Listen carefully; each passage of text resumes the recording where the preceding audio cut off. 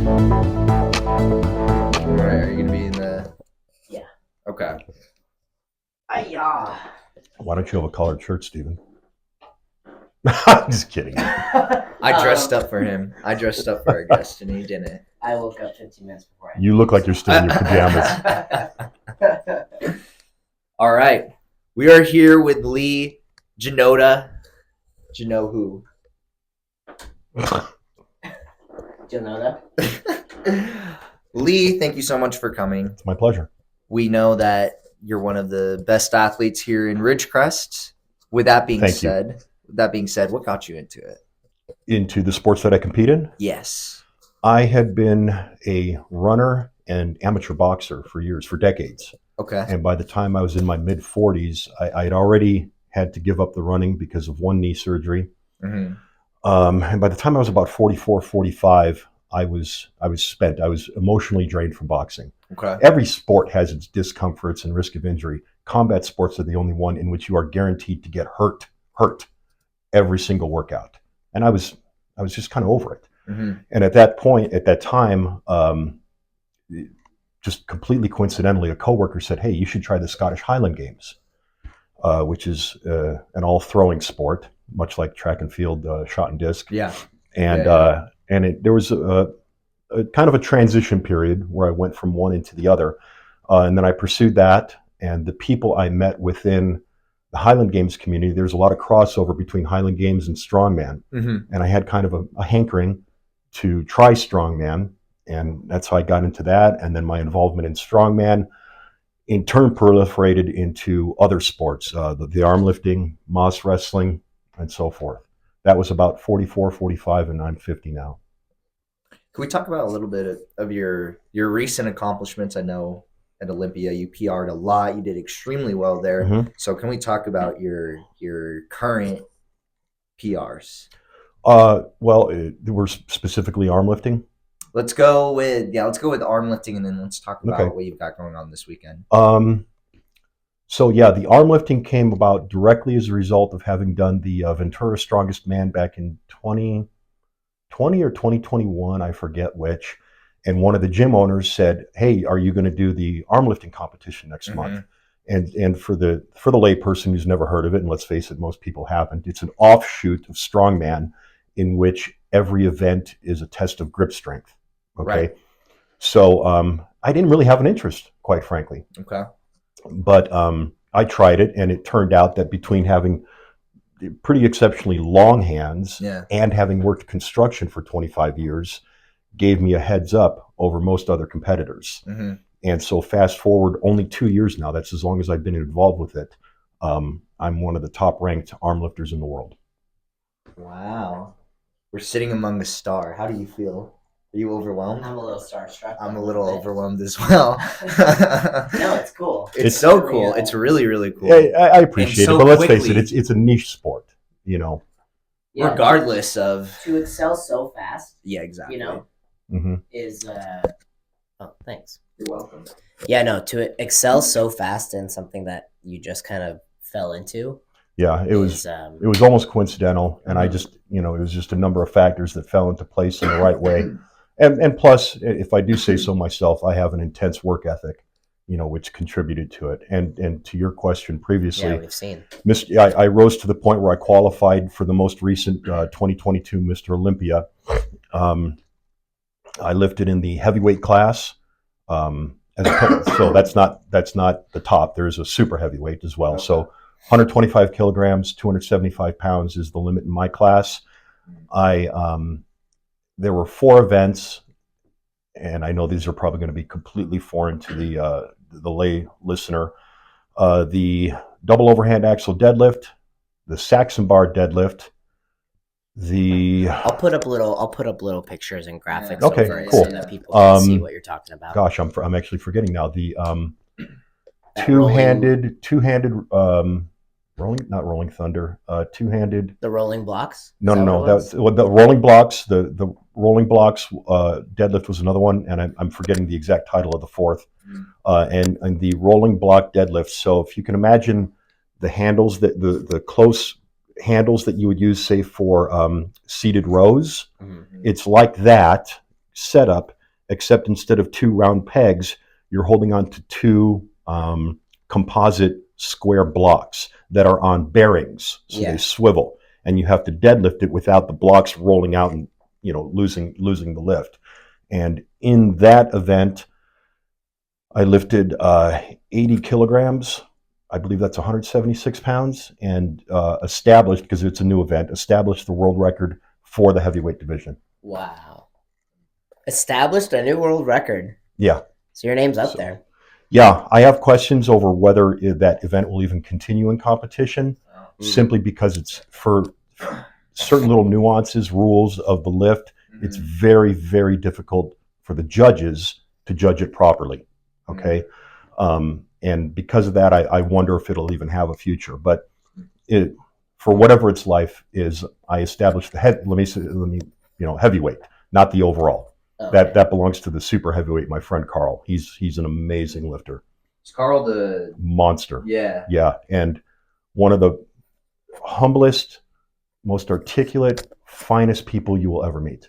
Yeah, because a lot of people look at a big guy, and Carl is 6'9" and about 350 pounds. Was that the older guy or No. no?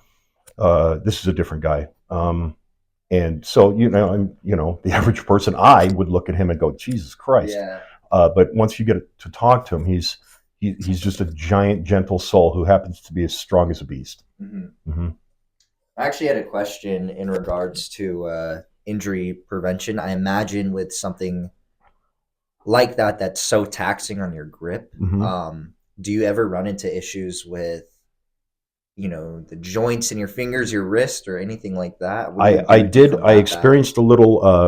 I don't even know what it was. My tendons. I think I pulled a tendon in this hand following the U.S. championships just a few weeks ago, and had some swelling. And I'm not the best person to talk to when it comes to injury prevention or injury avoidance. Okay, because I tend to be kind of a bull in a china shop when it comes to my training. But after that, I had gotten some hand-specific stretches from Liana, the yoga instructor at 760, and I incorporated those to try to reduce the swelling, as well as just maintenance in general, because it's. I've talked to some of the other top-notch arm lifters, and nobody does anything in terms of maintenance for the hand muscles. No one. And I thought that seems to be counterintuitive. Every other athlete and every other strength sport does do something like that, except arm lifters. So she showed me a couple rudimentary hand stretches, and I've been incorporating those several times a week. It's really good. Let's talk about this weekend, your upcoming event with Kristen. Yes, tomorrow is the Southern California Scottish Highland Games season opener down in Vista, California, at Green Oaks Ranch, 8 a.m. And Scottish Highland Games is very literally an ancient sport. It dates back anywhere from 800 to 1,000 years. Okay. Obviously, specifically the Scottish Highlands, and every event is throwing. Okay. Throwing things that resemble a kettlebell for both distance and height. Hammers, a 4-foot handle with a round ball typically are the hammers. Stones, simple stones. Okay. The log toss, which is known in the sport as the caber, and other such things. And tomorrow's the season opener, and I'm looking forward to myself. I'm particularly looking forward to it for Kristen Corsi, another 760 hotshot. She is a fantastic athlete. And to see the progress she's made, she's done in about 4 or 5 months of training with me what took me about 2 years. Wow. Yeah, she's got a great sense of the complicated motions that go into the throws. Yeah. I'm really looking forward to seeing her compete. That's awesome, and we'll be sure to have hopefully Kristen take pictures. Hopefully, you're able to take some pictures, and we can all see it. Yeah, she has. I made sure to recruit an entire entourage of her family and friends to come support her. Yeah. She deserves it, and anybody from the gym deserves it. After the support you guys gave me at Olympia, which is above and beyond what any gym I've ever belonged to has done, the least I could do was to do what I could to support another athlete within the gym. Gonna hit my heartstrings real quick if you're not careful. Yep. Actually, It's cool because you mentioned the coaching, right? You Mhm. mentioned coaching Kristen on the weekdays, just once a week, right? Usually just once a week. This week, in preparation for game day tomorrow, we did twice. But yeah. Nice. Yeah, so you and I are kind of in the same boat, coaching wise, Mm-hmm. and and I've been fortunate enough to where sometimes I've been driving by and I will pop out and see you guys practicing, and you've even let me throw Mhm. a few times, which is really cool. And one thing I noticed off the bat is like that you gotta, as a coach, you gotta have a keen like you really just gotta know the mechanics of the sport, and that comes from, of course, it comes from practicing, but also like to be able to look at somebody else and Mhm. know, I see what you're doing, you're going for the right thing, but it's a little off, so here's what you need to fix. Right. You and I are kind of in the same boat as like, do you think, what do you think as a coach that comes, do you think it just comes from your years of experience doing it, and then, or Absolutely. do you think you've always had that kind of like Uh, being able to key in on certain details type thing? this is over the last 2 to 3 years. That was the worst way I could have. No, I understand. No, you did fine. I Five understand. minutes later, I know. is it hard to coach? Yes. It's a hard to coach. I've only taken up the mantle of coaching over the last 2 or 3 years. When our Orange County Highlanders team captain moved out of state, and it kind of fell upon me and one other member to, for a moment, it was just the two of us showing up at the park. But as newer throwers came into the fold, I'm not going to let them just flounder. Yeah. So I shared with them my experience. But the lessons, the lessons of my military service are actually directly applicable. Ooh. Because I was a shooting coach on the rifle range.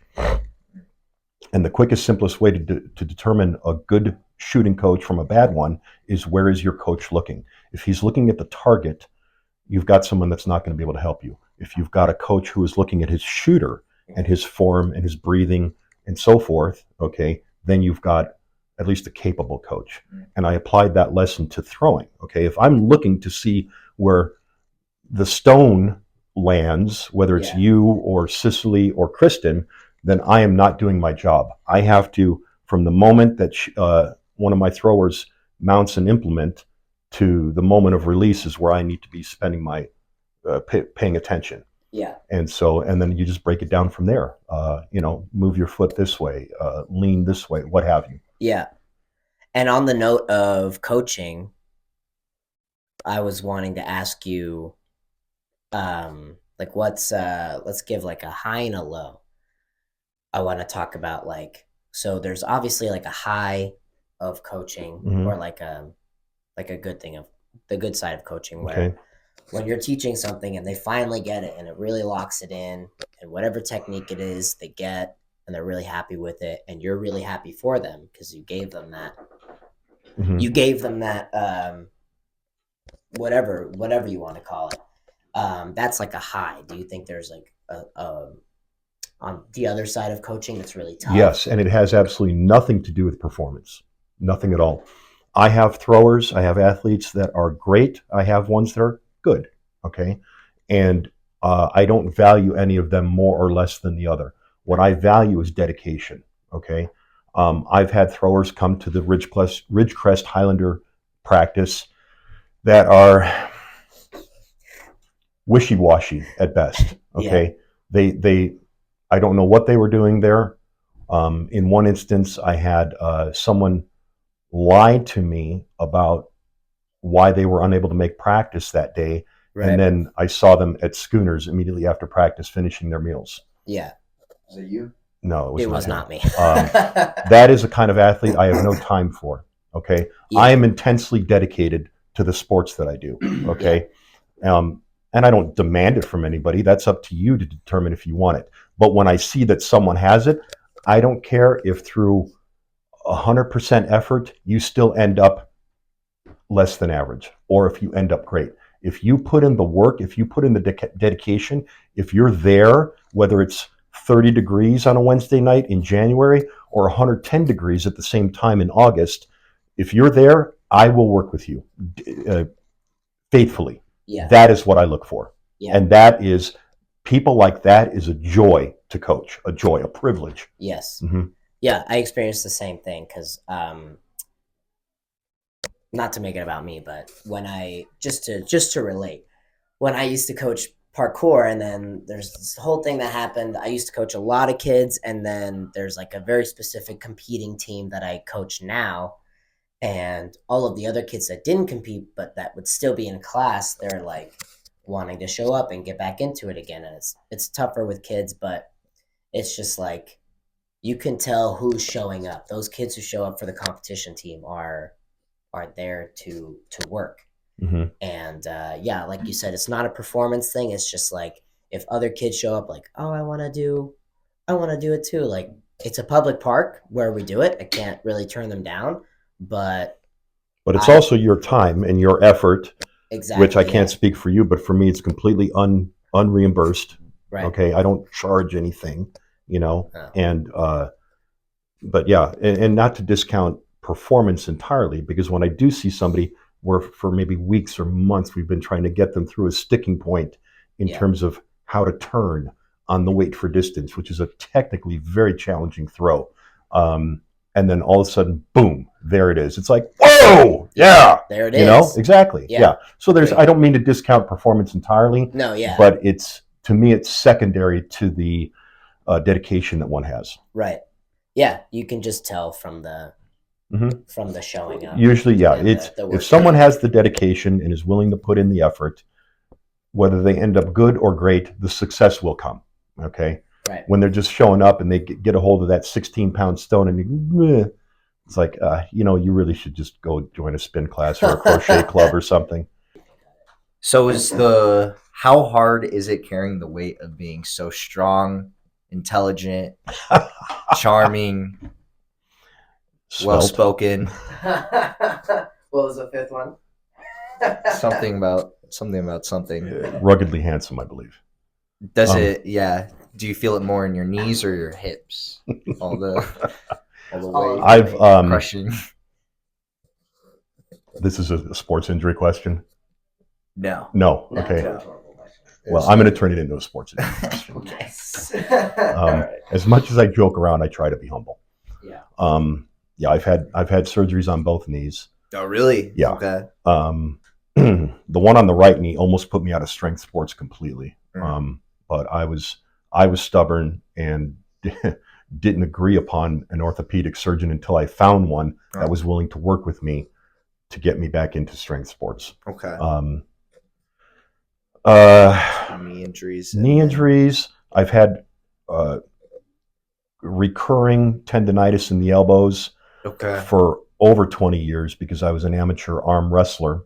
Oh. Yeah. Okay. In fact, here's just a funny little anecdote: how not to prepare for an upcoming competition. Yeah. So season opener for Highland Games tomorrow. Yesterday on our job site, we had a visiting crane operator who was a professional arm wrestler. Okay. And they're like, "Hey, come on, hop in." And I was like, "Hey, man, I got competition in 2 days. This is not a good idea." Yeah. So of course, I only arm wrestled 4 times. Only 4. Yeah. And that is not a smart way to avoid injury. Right. 2 days before a competition, but my fragile male ego couldn't say no. Yeah. I get that. And I've had a plethora of injuries. Not necessarily sports related, military related, job related. I've got a huge dent in my skull. Really? I fell not very far, but I landed head first on a steel plate on a job 8 years ago, and fractured my skull. It was a depressed skull fracture. Wow. So it was, not only was it broken, but an entire plate of my skull was pressing against my brain. So that's one I've it's pretty serious one. Yeah. Oh my Lord. Yeah. Military injuries, Uh-huh. chronic injuries like shin splints and things of that nature. So I shouldn't really be walking whatsoever, but here I am. I'm probably just too stupid not to put it down. Now it's that tenacity, right? It is. the moment, and there's two. The moments in my life where I have been near death. Okay, I consider fortunate events because it's given me a perspective on life. I don't want to sound cliched, but kind of a carpe diem, seize the day kind of thing, where I won't quit. I won't quit. I'm not going to quit. When on the second knee surgery, when I did consult with the first orthopedic surgeon, knowing that it was a possibility that I could not return to Strongman and Highland Games, my backup was to do bench press contests and arm wrestling again. Okay, I had a backup to being prohibited from doing strength events that were utilize the legs. So I just, no matter what, there's never an option to not do anything. No, you're not going to find me coming home from work watching TV. Right, it's not my day, not my thing. A lot of people around you look up to you and are inspired by your work ethic and your accomplishments, especially your recent accomplishments. Do you have anybody who you felt ever inspired by, or somebody? Did you have your own mentor? Because you're a mentor to so many around you now. In a number of ways, yes. So I mentioned Carl Myers-Koff. Yes, he's the armlifting super heavyweight world champion. This is the kind of support he gives to fellow athletes. He and I were competing against each other at one of the qualifying meets. That would that one did to qualify for the Olympia. So it was about a year ago, and we're in the warm-up room, and he said, "Do you have?" See, he was also an Olympic shot and disc guy. He went to the Olympics for Great Britain. So he's an very experienced thrower. Yeah. Not in the Highland Games, but there's of course a lot of, mechanically speaking, similarities. Yeah. And so he came up to me, and he said, "Do you have your stones with you in the car? My throwing stones?" I said, "Yeah." He goes, "Go get one. I've been watching your Instagram videos, and you're all messed up. You're all messed up on your form. We need to correct that." Yeah. And there's been, and that's granted. I was an outside sport to what we were doing that day, but there have been times in competition. That granted, I'm never going to catch Carl. Probably. Okay, that guy is a phenomenal lifter. But there has been times where we have been in the same division, because sometimes it's heavyweight, super heavyweight. Sometimes they combine them. Okay. Depending on the venue. Yeah. And there has been times where it's like, oh man, I don't know if I should take my next attempt at 5 kilograms up, 10 kilograms up, or just take a little jump at 2.5 kilograms. Yeah. 6 kilograms because it's international. Right. Yeah. And he goes, and he would help me make the decisions. He is a phenomenally supportive athlete. Ode Haugen, who is the current armlifting heavyweight world champion, is 72 years old. Okay, if that alone isn't an inspiration, right? That means I've got 22 years still to catch up to where he's at. Right. That gives anyone hope. He's a phenomenal athlete, also very supportive of younger athletes. Yeah. When I was doing the Seaside Highland Games in Ventura 3 or 4 years ago, I had a problem with my release on the caber, to where the log, I was turning it, but it wasn't turning completely. Yeah. And one of my own competitors said, "Hey, check it out. When you release the log, don't stop your hands here. Take them in a great big arc over your head and watch what happens next." And boom, perfect score on the next one. From my fellow competitor. Couldn't even tell you who that was. But it's moments like that, Carl Ode, this person whom I don't even recall his name. Okay. Yeah. Just doing it for love of sport, love of strength, and to see their fellow throwers and lifters do well. Excel. Well, yeah. And that's why I try for my part, to do the same. Yeah, man, that's again, not to bring it back to me, but just relating. But it's all about you, Stephen. It's all, everything I do is trying to make it about me. Sorry.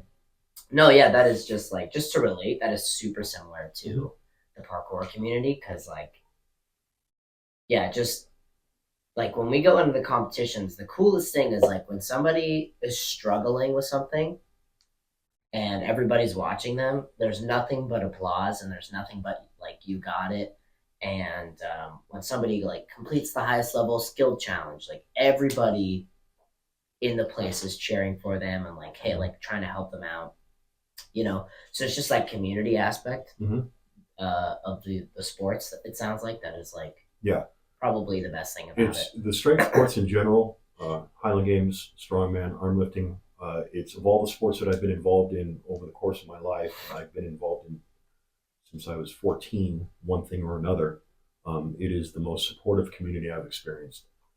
Again, I mentioned I was an amateur boxer for many years. Mhm. You can't tell your opponent, hey, you know, Yeah. if you throw a right cross left hook combo like this, Yeah. you know, I won't be able to dodge it. following my jab, you'll really knock me out. It doesn't There's no quite helping out. Yeah. it doesn't quite work there. Yeah. And I don't know if this is surprising or not. You get a lot of that. Look at me from runners. Really? Ah, That is yeah. actually kind of surprising. Yeah, which is surprising because there are no arms to go out, but they do it anyway. There are no. Yeah, they're very skinny, huh?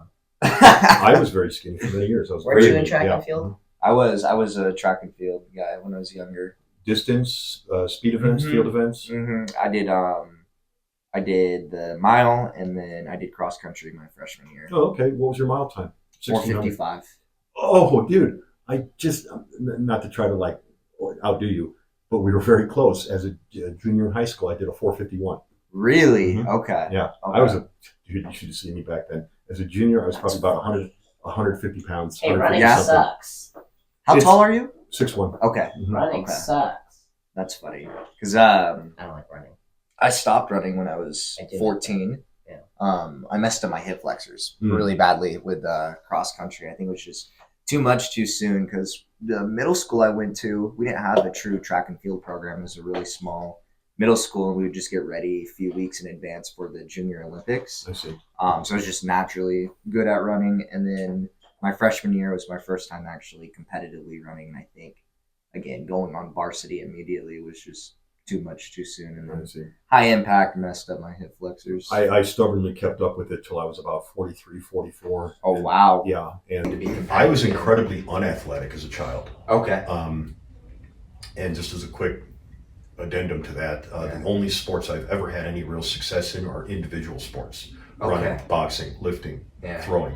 I've never been good at team sports. Gotcha. My one excursion in team sports was high school hockey, and I did not know how to play hockey. I was the Marty McSorley of my team. I just smashed people when they. That was my only job. I was the enforcer. Okay.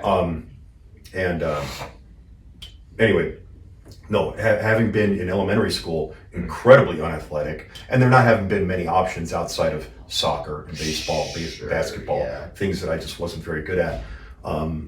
High school opened up more options, Yep. and so I was a runner and a wrestler, Gotcha. and there I did have success. Gotcha. Yeah, so it was kind of finding my place, Yeah. Mhm. So you and once again, work ethic, because actually Right. freshman year I was not particularly good at anything, Okay. and then in the off season between freshman and sophomore year, I worked my tail off. Uh-huh. Okay, and came back sophomore year as one of the top people in the conference. Okay. So yeah, it's one part finding my place, finding Yeah. my people, and then adding the work ethic. Without the work ethic, that would have been nothing. Okay. Did you ever have to do anything you feel like to develop your work ethic and that competitive drive? What No, would it you? was very natural. Okay. It was very natural, and I'll tell you. So you asked me a few moments ago about inspirations. My grandfather. Okay. My grandfather. He died when I was 4.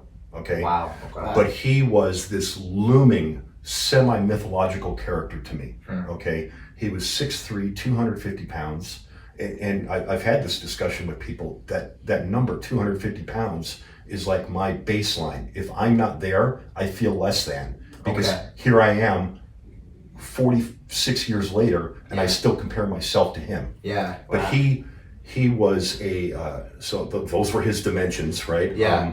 He was a farmer turned factory worker. He was a union machinist in Chicago. Okay. Okay.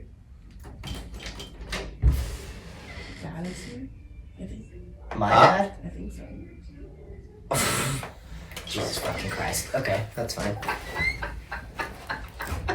Hello. Busy? Yeah, a bit. Alright. That's funny. I would say my parents never show up, but obviously Yeah, they're here all the time. So mine are both gone, so it's not an option. He was a union. Okay. He was a farmer turned machinist, factory worker. During World War II, he contributed to the war effort. He was building anti-aircraft weaponry for the Pettibone Mulligan Corporation in Chicago. And he just had an incredible work ethic. That's what it was. I worshipped him. I absolutely worshipped him. And at the age of 4 years old, I remember my grandmother would send me out into the yard to pull weeds in her garden, and I would attack it like it was an athletic event, okay, like it, something like that, with the inspiration in mind being working like my grandfather. Gotcha. Yeah, and so work ethic when it comes to athletics, when it came to military training, when it came to my own job, was second nature by that time, because his memory loomed so large to me. Gotcha. Gotcha. That's crazy. And he died at 4, you said? When I was 4. When you were 4. Yeah, he was, 1908 to 1976. What is that, 74 years old? I think I'm doing my math wrong. 70. Anyway. 08 to 70, you said 76? Oh, I was 1976, so 76, he was, I'm completely failing in my math right now. I'm sorry, he was born in 1906. Okay. Died, so he was only 70 years old. Okay. Yeah.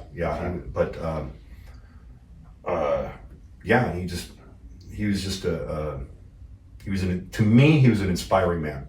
Okay. You know what I mean? Yeah. And so, just off of what you heard. Yeah, by 4 years of exposure to a very young, impressionable, malleable mind. Yeah. Wow. Yeah. What would you say to those who, I feel like, I mean, I'm sure every generation says this, but we're seeing probably one of the, unfortunately, most complacent generations we have seen yet, and I would credit that, unfortunately, to the rise in short media content like TikTok, like Instagram Reels and everything. Our attention spans are shot. That's clinical. That's proven. And then I believe that. I haven't seen it, but I 100% I've seen studies. believe it. Yeah. Attention spans are shot, and then our artificial dopamine has ruined our perception of our reward system. Yeah, so it's too easy to sit and watch something that's going to, give you that chemical reaction in your brain versus going out and working towards something.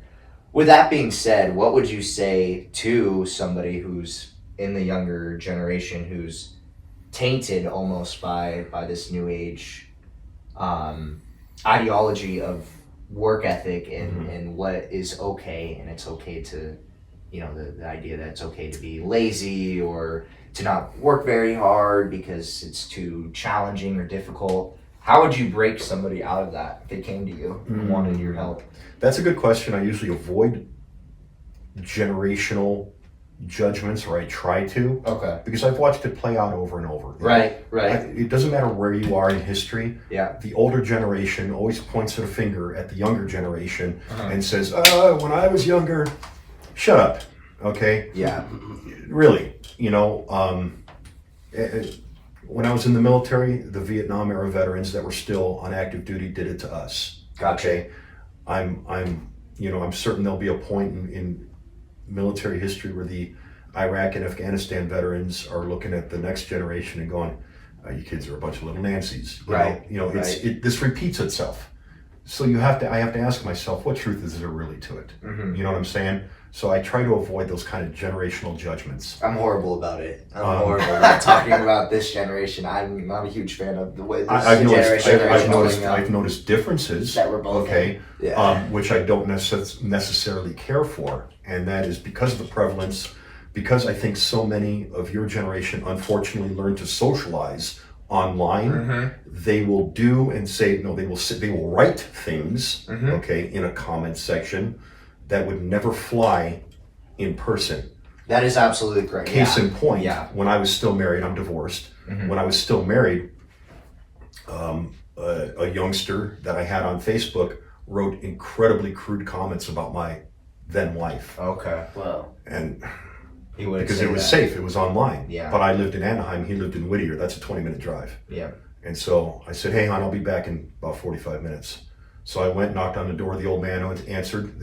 His old man was a coworker of mine. Okay. He goes, hey, how you doing? I said, hey, Bobby, before anything, I need you to send Grandma out here on the front door because I'm not going to disrespect your home.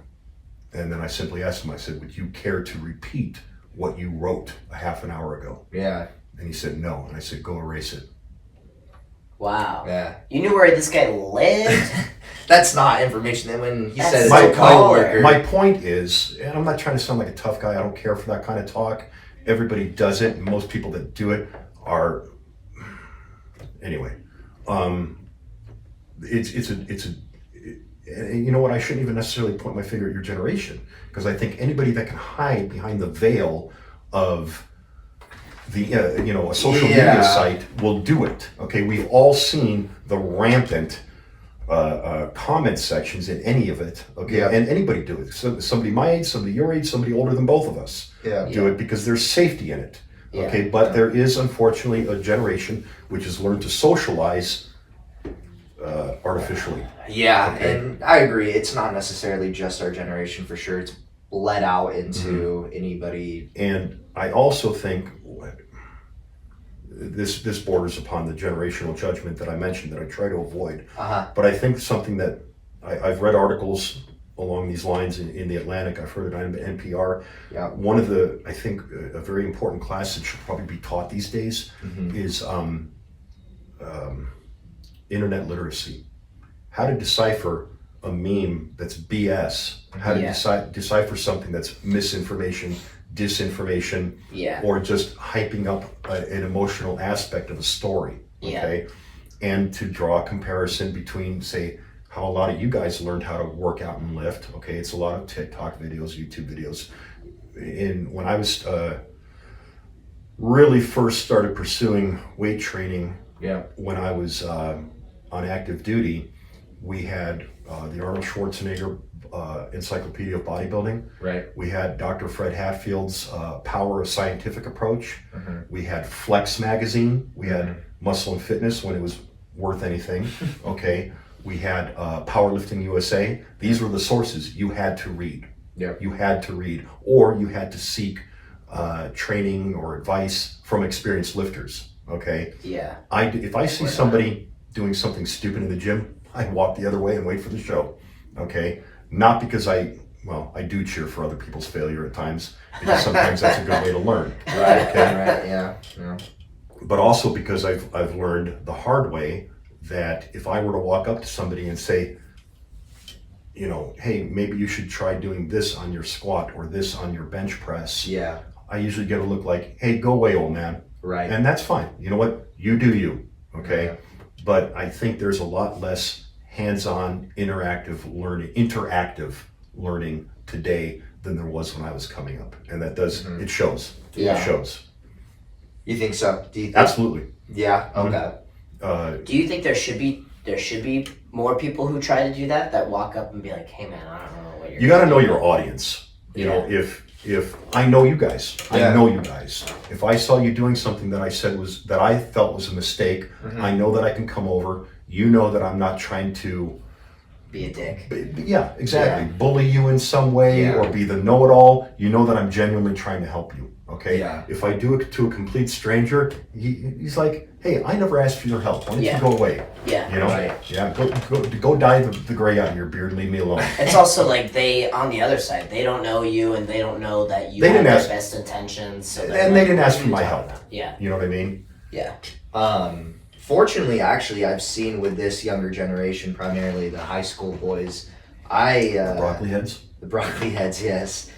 I get questions maybe once a week, once every other week from a lot of these younger They're probably going to be more comfortable talking to someone in their own peer group. Yeah, so I'm happy to say that there are some who genuinely want to seek out, and they know that I've been working out for a lot longer than they have, and they know, where I am with the gyms and everything. So and let's also look at something else. The way I present myself in the gym is It's scary. It's not user friendly. I got my beanie cap pulled all the way down to my eyes. I've got an old beat up pair of work boots, and I'm very intense and focused on what I do. So there's nothing about my persona in the gym that says, "Hey, come talk to me. Let me help you." I'm a very jovial person. Yeah. So I mean, you're totally different in and outside of the gym environment, which is not funny. necessarily outside the gym, but once if I have a the personal interaction with somebody, it's not like shut up, Yeah. unless they need to shut up. Yeah. Because you're able to go in between, like, this, I'm working now, and then, like, oh, now I'm having an interaction with somebody. Absolutely. Yeah. I don't like doing that too often, to be honest. I kind of prefer getting into my zone, locked in. Let me get my earbuds in, leave me alone for like 30, 45 minutes after I'm done with my compound movements, my heavier lifts. Then we could start talking in between sets. But before then, let me focus on my form. Let me focus on my weight I'm using. You're right. And for me, it's also a time management thing. An average workout for me, I go in, I do all my lifting, I do my auxiliary work over on the punching bags and recumbent bike or what have you, stretching, and then I'm out back in that dirt field throwing. Yeah. Okay, so my average gym session is 2 hours. Okay. Okay, and you fit that all in 2 hours? Yeah. Wow. And at that, sometimes longer, sometimes less, but that's about the average. And so with that, knowing that I'm coming in at 4 and I'm going to be on the hook till 6, makes me want to just kind of, nose to the grindstone and get it done. Yeah, just get it done. Yeah. Agreed. Which doesn't always, because I do like to talk. I do like to BS with people. Right. So sometimes it's also on me to stay focused. Yeah. Agreed. Do you prefer working out on your own then? Absolutely. Okay. Very, very few times do I enjoy working out with people. Okay. I like working out with my fiance. She owns a gym down in Pasadena. But oftentimes we are simply in there together, but doing our own thing. Right. Okay. We're both very. She's a lot like you in that manner, though. Yeah, She's super competitive. Absolutely. No? Oh, absolutely. Just but we're both very singularly focused on our individual programs or methodologies that we don't typically do the same thing together. Okay. And the only time I think I've done any working out with anyone are these recent strength challenges that have arisen between me and Kristen and whoever else we may be able to recruit on a given week. Yeah. Now that's what I think is really cool is your fiance is in that same world as you. She was competing in Olympia. Is she competing this weekend? No, she doesn't throw. Okay. I wish she would. Okay. She's only 5 feet tall, and because of her height, some of the implements are difficulty because the hammers are 4 feet long. So that's 80% of her height. So she, mechanically has difficulty with some of that. But her, the weights for distance, she's got such great form. She would kill in that event. But oftentimes it's she ends up in an overbooked situation because she's also a singer in multiple bands. Okay, one of them being a Dropkick Murphys style Celtic rock band. Okay. Well, Celtic rock, they're playing the Highland Games. So very cool. At Seaside, at the Ventura Highland Games back in October, I was on one end of the venue throwing. She was in the middle of the venue on the stage singing. Yeah. So for that reason, she hasn't really pursued throwing as an activity. Plus, she's got. I thought I went in several different directions between work and 3 or 4 different sports at any given moment, writing a book and this and that and. She's got all of that. Yeah. Plus, for example, she's traveling to, I believe, Germany in a few months to speak at a conference. Wow. She's incredibly successful and very going in different directions. So to add another thing could be, that could be that kind of tipping point. She has a few books, right? Several books. She's a vegan. She has 1 or 2 vegan diet science / cookbooks. And she just, Melody Schoenfeld, she just did co-authored a book with another trainer, Lee Boyce from Canada, over the mechanics of lifting. How, do you know Cicely over at the gym? Yeah. Okay, she's 4'10", 4'11", and very compact. Okay. Yeah. I of course, yes, incredibly strong. She's a world record holding powerlifter in her division. Wow. I'm, for example, 6'1", right? Pretty lanky. with exceptionally long arms, okay, even for my height. So this book that Melody and Lee wrote discusses how people of varying body types, body lengths, builds, want to approach lifting differently. Okay. That's very interesting. That's so cool. So she's What a the heck? I didn't even know. Author, gym owner, athlete across multiple sports, singer. I think I got everything. That's crazy. But even I lose track. Sorry, honey. Fiance. Fiance, puts up with my garbage. So that's awesome. So you guys definitely and that's great. I was wondering if we could ask you about her. I didn't know. Yeah, we Too should have asked personal, you but beforehand. No. wanting to know. You guys are able to, I imagine, motivate and push one another if you have such a hard We have. work ethic. I think so. I think this has been the most consistent I've been athletically probably in my life. Okay. Okay. And it doesn't come from any active pushing on her part. I think it simply comes from her presence. I don't want to fall behind. Right. You know? Right. Mm-hmm. That's awesome. I like that. I like the idea That's of so cute. having Happy Valentine's Day. My So heart. that's so cute. My heart. He's jealous Oh, yeah, happy of the Valentine's love that you have that he doesn't have yet. Well, add a little bass to your voice and they'll come flocking. What are you talking about? No, that's super cool. That's super cool. I always like to see power couples.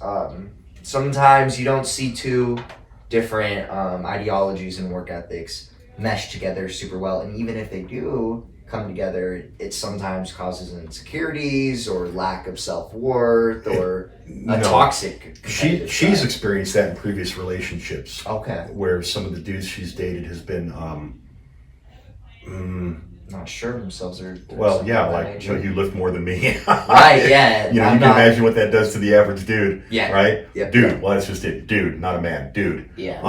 Right. But no, I one of the things, there is one thing she absolutely outdoes me in, and one of the roads less traveled that she's taken athletically, she performs old time circus strongman feats of strength. Really? Yes. That's She interesting. could come in here right now without any preparation and tear a 4-inch phone book. What? Okay. She bends horseshoes. She bends nails. She can bend steel bars. Okay. Wow. And there's a YouTube video. If you were to look up Melody Schoenfeld, Louisville Slugger. Okay. And she was in a gym somewhere, and I think they taught her the proper way to do it. And she takes a Louisville Slugger behind her thigh and starts bending this way, and within 2 seconds, she cracks it. Breaks it right in half. Yeah. I haven't even... It's incredibly impressive. I think I tried bending a nail with her once, and I think she gave me a small gauge one, so I didn't feel like a total putz. But yeah, she does all these things right. She can take a frying pan and curl it up. Oh, that's so cool.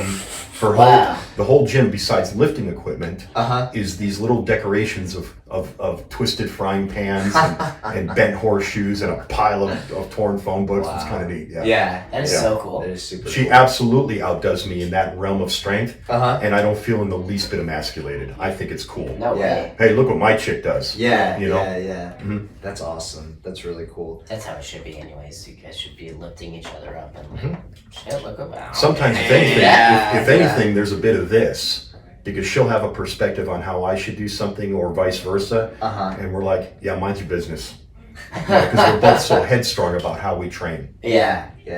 But then at the end of the day, it's like, all right, well, let's watch 90 Day Fiance together. Do you have any, other than obviously all those things you do you have anything else that you enjoy doing? Myself Recreational personally, activities, I'm very handy with a pencil and sketchbook. Really? Yeah. The more you know. I actually applied well over 30 years ago to the American Academy of Art in Chicago, Uh-huh. and was accepted, but because of reasons of Uh-oh. having to enlist Ah. to avoid a jail sentence, I did not pursue it. Will you hand me my phone, Stephen? Absolutely. Me a few years ago, and I doubt we'll be able to, unless you wanted to hold it up to the thing. Maybe if you want to send it to me. Absolutely. Give me a moment to pull it up. It's in one of my files here. Actually, Here, what? this is something I drew. I think I completed this about a year ago. That's impressive. That is so That good. is so What the hell? impressive. So That's all just pencil, right? yeah, it's just pencil and a standard sketch pad. Would you mind plugging it back in? Yeah. I appreciate it. Thank you. Yeah. Sorry to John- interrupt. My mom says, "Tell the ducking rock star said hello, please." Oh, tell her I said hi. The ducking rock The star. ducking. I've been collecting Like this. my own writings. I have them in files on my in various places, Yeah. and I've been collecting that. I've joined about a year ago. I joined a veteran-based writers group Okay. who has they, along with some personal friends of mine, including the fiance, have kind of helped me walk through my own doubts about my literary skills. Gotcha. And as of right now, recording time, I have a possibly interested publisher in my first collection of short stories. Oh. Wow. So That's it's awesome. It's still very Sure. Sure. that, and I do a lot of work with animal rescue. Do you? Yeah. Okay. Yeah, and that's really about it, I guess. Yeah. Just Just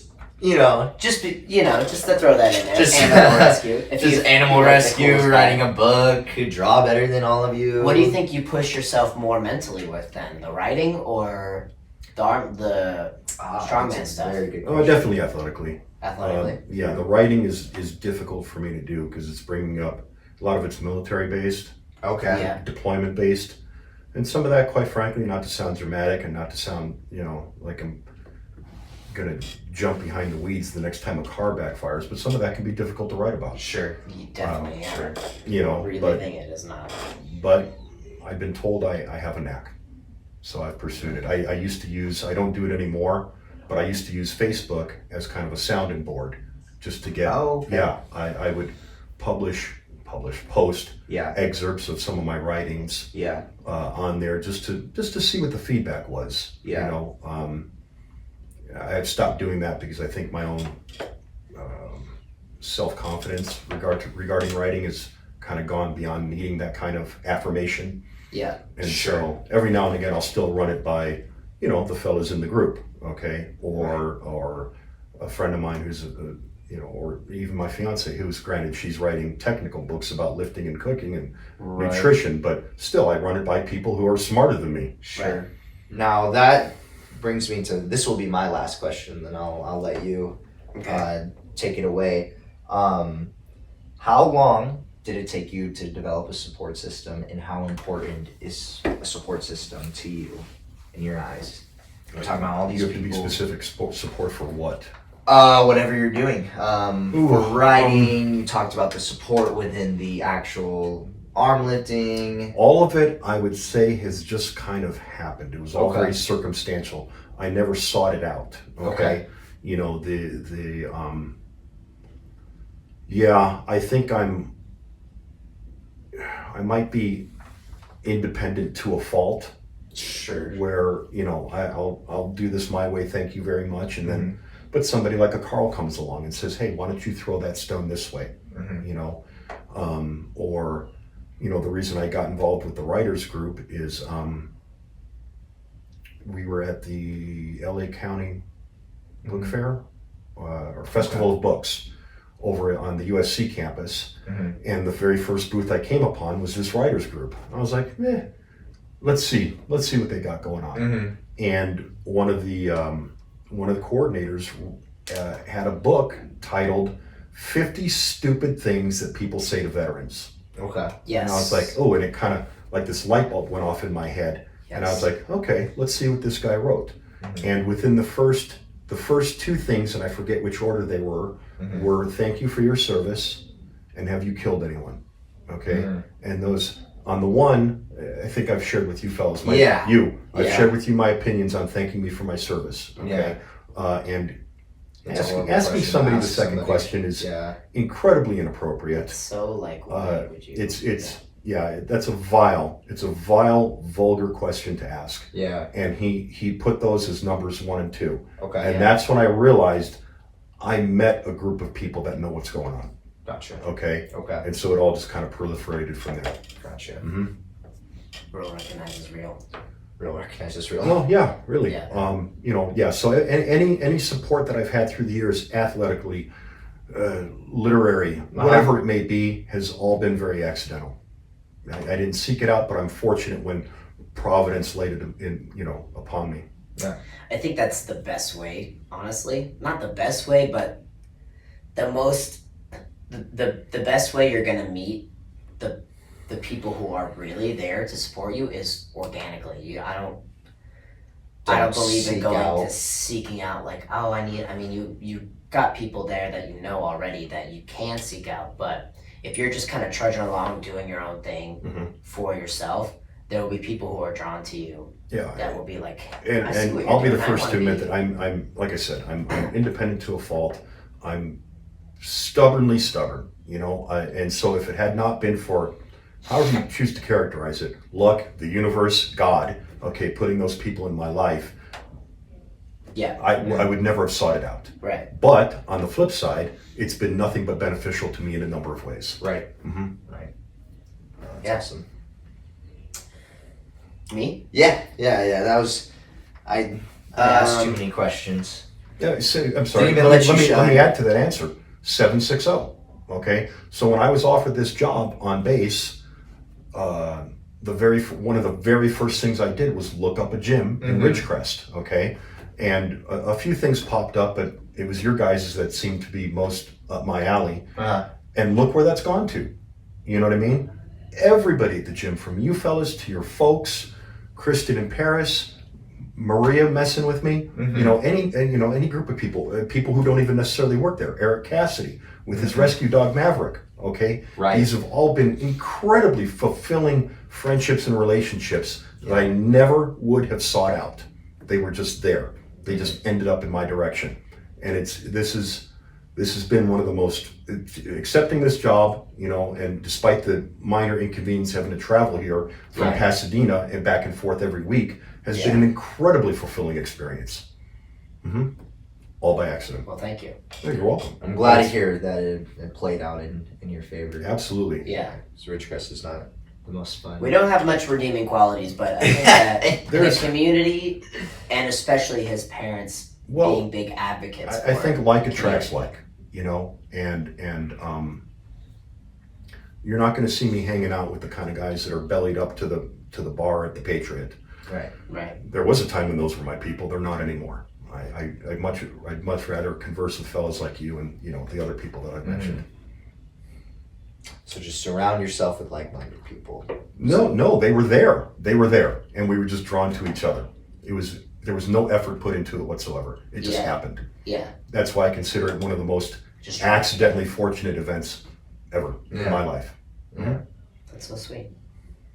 I guess that's it. Yeah. I mean, one of the questions was going to be, what do you think of us? What do you think of Steven?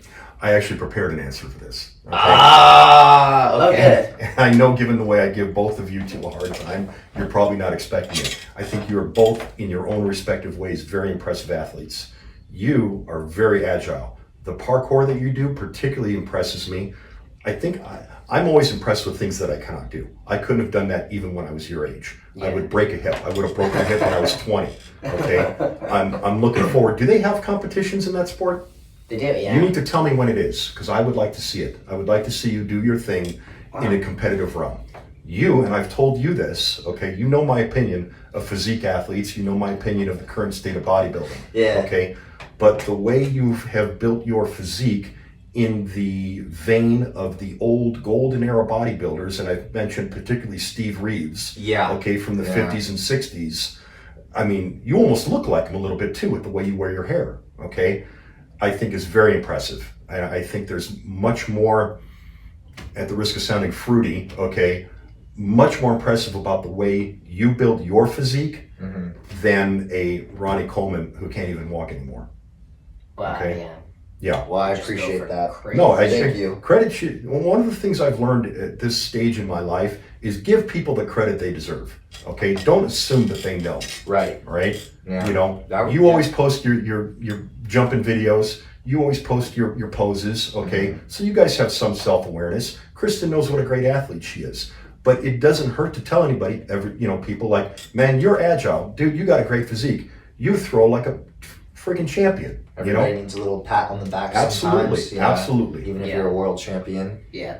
So good job, Lee. I'm not a world champion. Silver you have medalist. a world Silver record medal. now? Silver medalist with 1 world record. Okay, world recordist. World record holder. Yeah. Yeah.